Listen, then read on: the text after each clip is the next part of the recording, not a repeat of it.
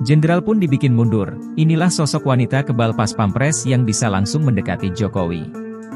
Pernah viral lantaran dikenal, kebal, dan bisa menerobos pas pampres. Banyak yang tak tahu dengan sosok wanita satu ini.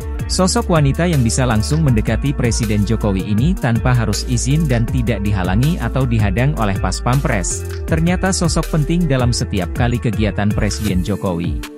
Sosok wanita itu bernama Erlin Swastini yang memiliki gelar S.Sos yang berarti gelar sarjana di program studi ini adalah sarjana ilmu sosial. Diketahui Erlin Swastini, wanita berambut panjang yang beberapa kali terekam langsung menemui Presiden RI Jokowi dan viral di media sosial.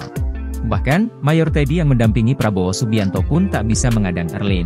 Karena hal itu pula, banyak yang penasaran dengan sosok wanita berambut panjang ini. Erlin Swastini yang memiliki nama lengkap Erlin Swastini, S.Sos adalah Kepala Biro Pers Media dan Informasi Kedeputian Bidang Protokol, Pers, dan Media Sekretariat Presiden. Erlin Swastini dilantik sejak Juli 2019, dengan tugas mengurus bidang protokoler, pers dan media di pemerintahan Presiden Jokowi. Tak heran jika Erlin Swastini beberapa kali kedapatan berinteraksi langsung dengan Presiden, dalam beberapa momen acara kenegaraan. Teranyar, Erlin terlihat mengadang Jokowi ketika acara pelantikan Menteri Agraria dan Tata Ruang Badan Pertanahan Nasional, Agus Harimurti Yudhoyono, AHY. Saat AHY berjalan dengan Jokowi, Erlin tiba-tiba muncul. Ia kemudian menghampiri Jokowi, lalu berbincang untuk beberapa saat. AHY yang tadinya ada di samping Jokowi lantas pelan-pelan meninggalkan Erlin dan Presiden.